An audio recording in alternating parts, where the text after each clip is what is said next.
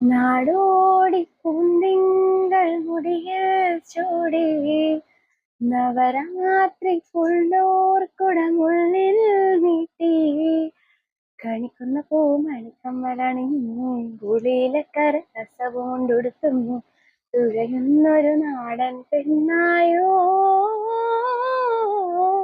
കണ്ണാടി ചില്ലല തോൽക്കും ഇളനീരിൻ തീരാമധുരം എല്ലോളം നുള്ളിയെടുത്തോട്ടെ ഞാൻ മാറോളം മുങ്ങി വന്നോട്ടെ. Hello, welcome to my YouTube channel. അപ്പം എല്ലാവരും ഓണമൊക്കെ അടിച്ച് പൊളിച്ചെന്ന് ഞാൻ വിശ്വസിക്കുന്നു. എൻ്റെ ഓണം വലിയ കുഴപ്പമില്ലായിരുന്നു. എൻ്റെ മക്കൾക്ക് 2 പേർക്കും പനിയായിരുന്നു.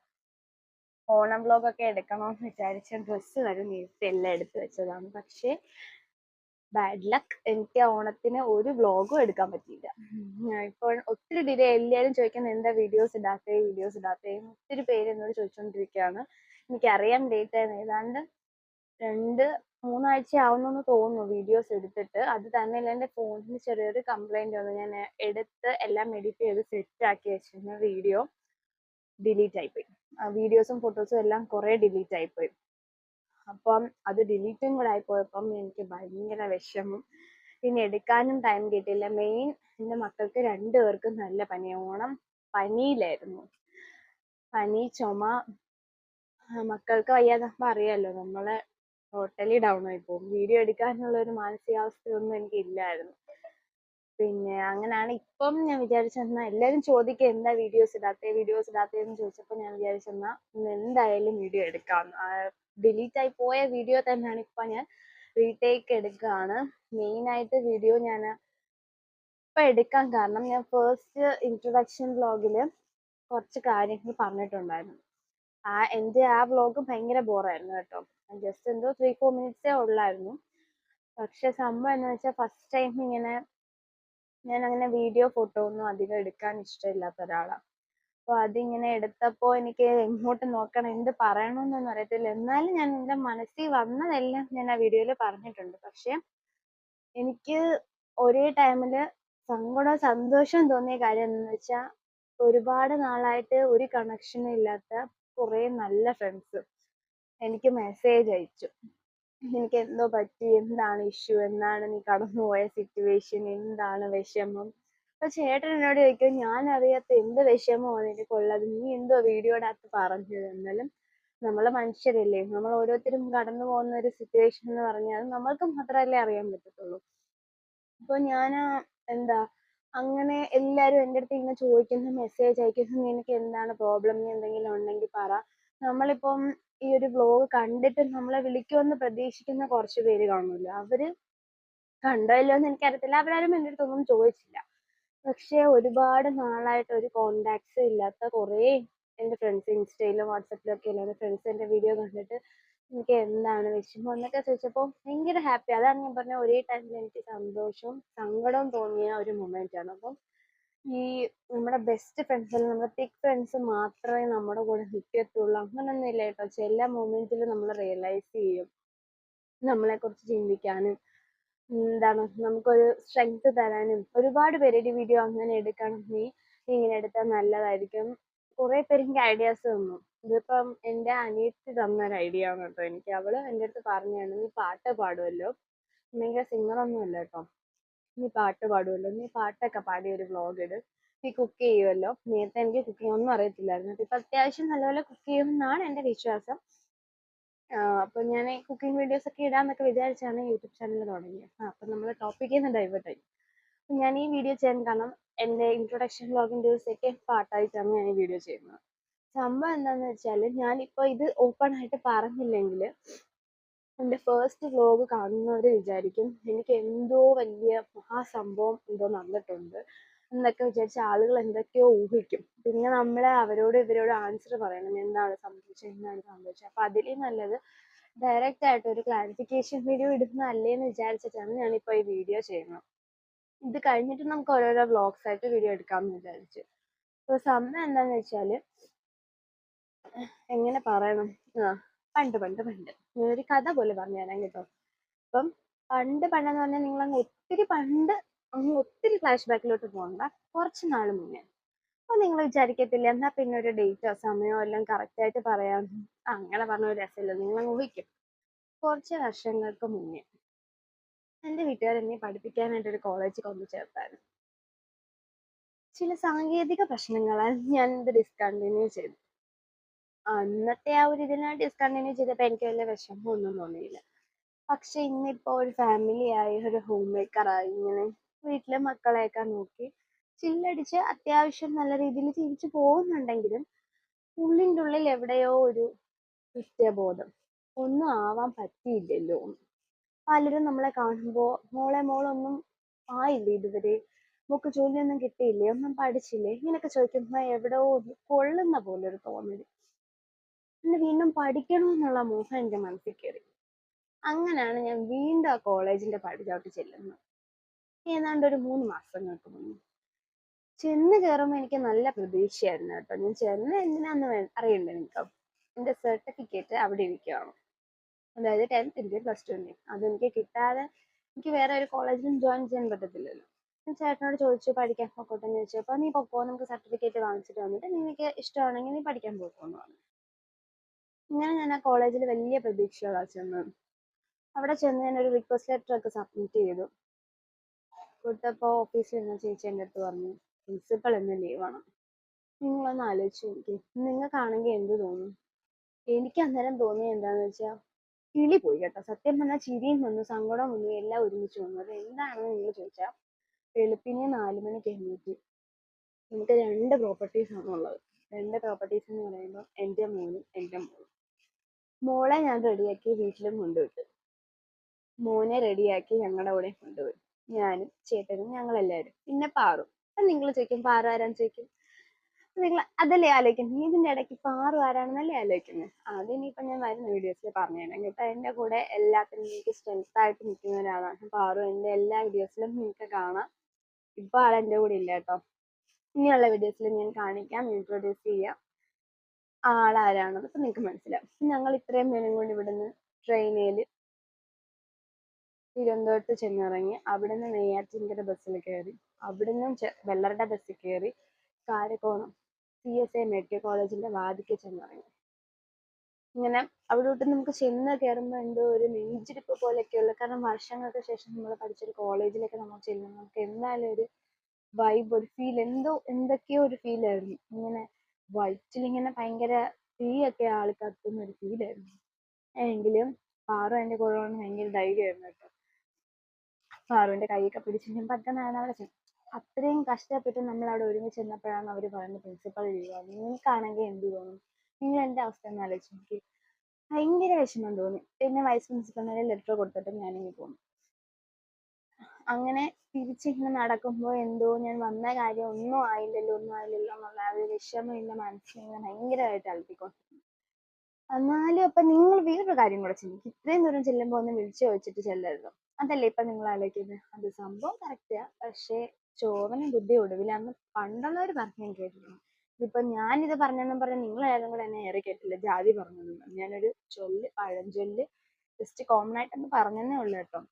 വിളിച്ചു ചോദിച്ചിട്ട് ചെല്ലാനായിരുന്നു. അപ്പൊ ചേട്ടൻ എന്നോട് പറഞ്ഞു, നിനക്കൊന്ന് വിളിച്ചു ചോദിച്ചിട്ട് വരായിരുന്നു, എന്തെങ്കിലും ആട്ടെ, മനസ്സിനകത്ത് വിഷമമുണ്ട്. ആ വിഷമത്തോടു കൂടി ആ കോളേജിൽ നിന്ന് ഞങ്ങൾ ഇറങ്ങി. വിഷമമാണെന്നും പറഞ്ഞ് നമുക്ക് വിശക്കാതിരിക്കത്തില്ലല്ലോ. ഇവിടെ നിന്ന് ഇറങ്ങിയപ്പോൾ വയറ്റിൽ കിടന്നത് ആ വിശപ്പ്, സഹിക്കാൻ വയ്യാത്ത വിശപ്പ്, വിശപ്പ് ജീവി ഇങ്ങനെ വിളിച്ചോണ്ടിരിക്കുന്നു. ഞങ്ങൾ വിചാരിച്ചു വിഷമം കൊണ്ട് നടന്നിട്ടൊന്നും കാര്യമില്ല, വിശക്കുമ്പോൾ നമ്മൾ ഫുഡ് കഴിക്കണം. അങ്ങനെ ഒരു ഷാർജ ഒരു കട്ട്ലറ്റും കഴിച്ചു. എന്നിട്ടും കുറച്ച് ദൂരമൊക്കെ നടന്നു കഴിഞ്ഞപ്പോൾ പിന്നെയും വിശപ്പ്, കാരണം ഉച്ച സമയം എന്ന് പറയുമ്പോൾ നമ്മൾ ഊണ് കഴിക്കേണ്ട സമയം, അല്ലെങ്കിൽ ഒരു ബിരിയാണി കഴിക്കണം. ഇത് രണ്ടും നടന്നില്ല, നമ്മൾ എങ്ങനെ കൺട്രോൾ ചെയ്ത് മുന്നോട്ട് പോകും? അപ്പൊ ഞങ്ങൾ കുറച്ച് ദൂരം കൂടെ നല്ല രീതിയിലൊരു ഹോട്ടലിൽ കണ്ടിട്ട് അവിടെ കയറി നല്ലൊരു ഫുഡ് കഴിച്ചു.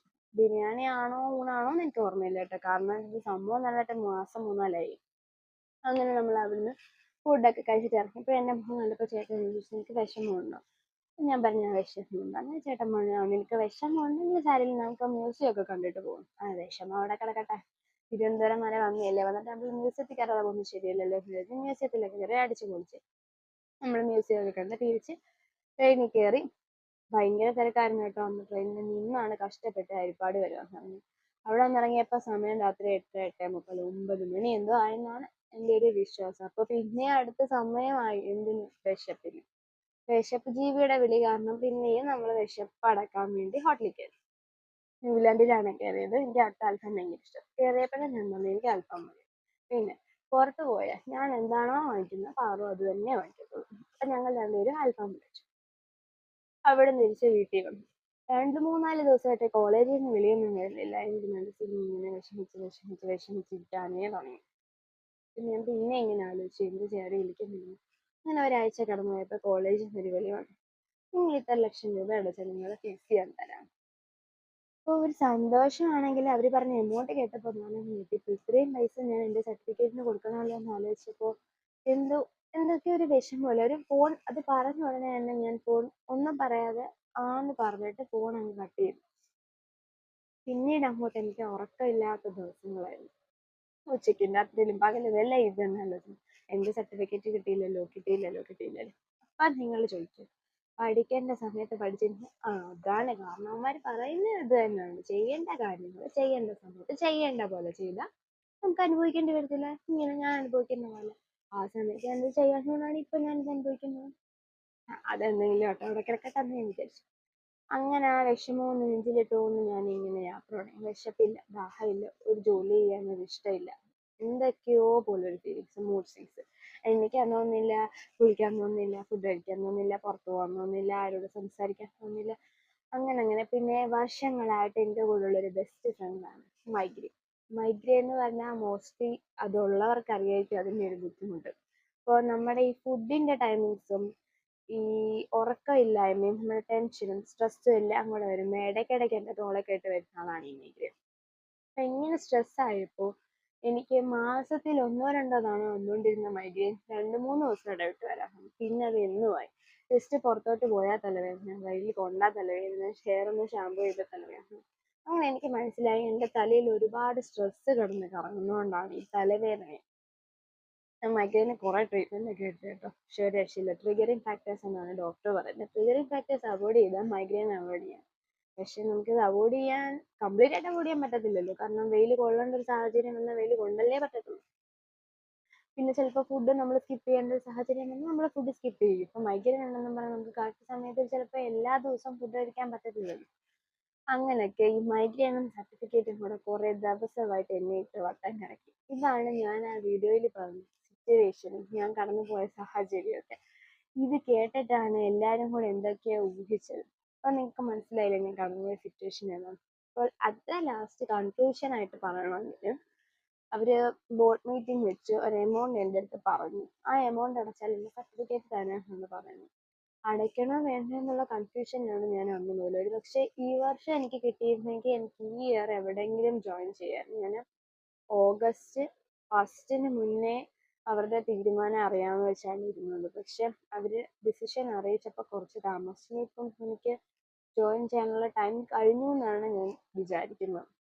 അപ്പോൾ ഞാനൊന്ന് ആലോചിച്ചിങ്ങനെ നോക്കിയപ്പോൾ നിങ്ങൾ തന്നെ ഒന്ന് ആലോചിച്ച് നോക്കിയേ. ഞാൻ കഷ്ടപ്പെട്ട് പഠിച്ച എൻ്റെ 10th-ൻ്റെയും +2-ൻ്റെയും സർട്ടിഫിക്കറ്റ് ഞാൻ ചെന്ന് വാങ്ങിക്കണമെങ്കിൽ ഞാൻ ഇത്ര ലക്ഷം രൂപ അവർക്ക് കൊടുക്കണം. എന്തൊക്കെ നിയമങ്ങളല്ലേ. നമ്മളൊന്ന് ആലോചിച്ച് നോക്കിയേ. നമ്മുടെ നാട് എത്ര മനോഹരമാണ്.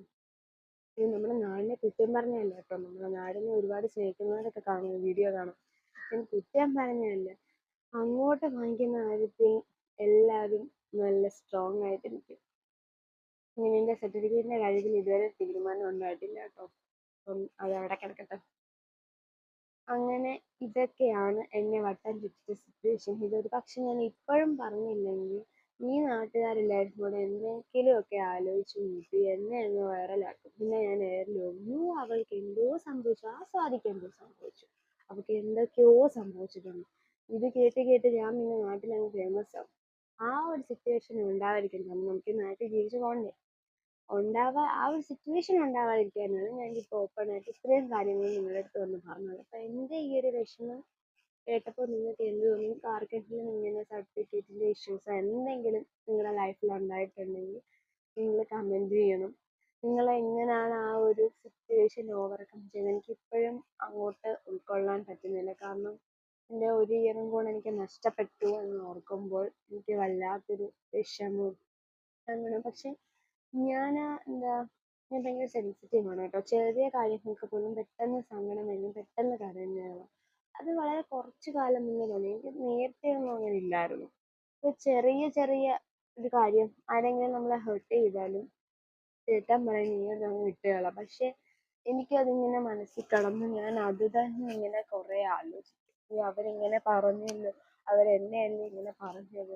അതിങ്ങനെ ഇരുന്ന് ഓവർ തിങ്ക് ചെയ്യുന്ന ഒരാൾ. ഓവർ തിങ്ക് ചെയ്തിട്ട് ഞാൻ ഇല്ലാത്ത സ്ട്രെസ് ഉണ്ടാക്കും. ഞാൻ അങ്ങനത്തെ ഒരാളാണ്. നിങ്ങൾക്ക് ആർക്കെങ്കിലും ഈ ഒരു ഹാബിറ്റ് ഉണ്ടോ? ഞാൻ പലപ്പോഴും അത് മാറ്റണം എന്ന് വിചാരിക്കുന്നുണ്ട്, പക്ഷെ എനിക്കത് പറ്റുന്നില്ല.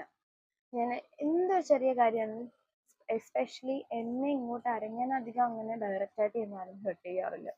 ചില സിറ്റുവേഷനിൽ ചില വേർഡ്സ്, ചില പീപ്പിൾസ്, ചില എന്താ പറയുക, ചില നോട്ടങ്ങൾ പോലും നമുക്ക് നെഗറ്റീവായിട്ട് തോന്നുകയാണ്. അത് ഞാൻ പിന്നെ എന്താ പറയുക ഇരുന്നിങ്ങനെ ആലോചിക്കും, അവരങ്ങനെ പറഞ്ഞില്ലേ, ഇവരെന്താ ഇങ്ങനെ നോക്കിയത്, അങ്ങനെ ഇരുന്ന് ആലോചിച്ച് ഒരു ദിവസം 2 ദിവസം ഒന്നുമില്ല, കുറേ ദിവസങ്ങൾ ഇങ്ങനെ ഇരുന്ന് ആലോചിക്കും. ആ ഒരു സ്വഭാവം മാറ്റിയെടുക്കണം എന്ന് ഞാൻ വിചാരിക്കുന്നുണ്ട്. അപ്പോൾ ആ ഒരു ടെൻഷനും സ്ട്രെസ്സും ഒക്കെ അവോയ്ഡ് ചെയ്യാൻ വേണ്ടിയിട്ടാണ് ഞാൻ യൂട്യൂബ് ചാനൽ തുടങ്ങിയത്. യൂട്യൂബിൽ നമുക്ക് ഒരുപാട് നല്ല ഫ്രണ്ട്സിനെ കിട്ടും. നമ്മൾ കുറേ എഡിറ്റ് ചെയ്യുമ്പോൾ പോസ്റ്റ് ചെയ്യുമ്പോൾ വ്യൂസ് ഒക്കെ നോക്കുമ്പോൾ നമ്മുടെ മൈൻഡിന് കുറച്ച് റിലാക്സേഷൻ വരും. അപ്പോൾ ഞാൻ ഈ പാട്ട് പാടി വീഡിയോ തുടങ്ങുന്ന ഐഡിയ നിങ്ങൾക്ക് ഇഷ്ടപ്പെട്ടാൽ നിങ്ങൾ പറയണം കേട്ടോ. എൻ്റെ പാട്ട് ഇഷ്ടപ്പെട്ടാൽ അതും നിങ്ങൾ പറയണം. അപ്പോൾ ഇതാണ് ഞാൻ കടന്നുപോയ ആ സിറ്റുവേഷൻ. നിങ്ങൾക്ക് എൻ്റെ വീഡിയോ കണ്ടിട്ട് എന്താണ് തോന്നുന്നതെന്ന് നിങ്ങൾ കമൻറ്റ് ചെയ്യണം. അതുപോലെ തന്നെ എൻ്റെ വീഡിയോ ഇഷ്ടപ്പെട്ടാൽ ലൈക്ക് ചെയ്യണം, ഷെയറും ചെയ്യണം, സബ്സ്ക്രൈബും ചെയ്യണം. ഓക്കെ, അപ്പോൾ നെക്സ്റ്റ് വീഡിയോ ആയിട്ട് നമ്മളെ ഉടൻ തന്നെ വരുന്നതായിരിക്കും. Tata, bye bye.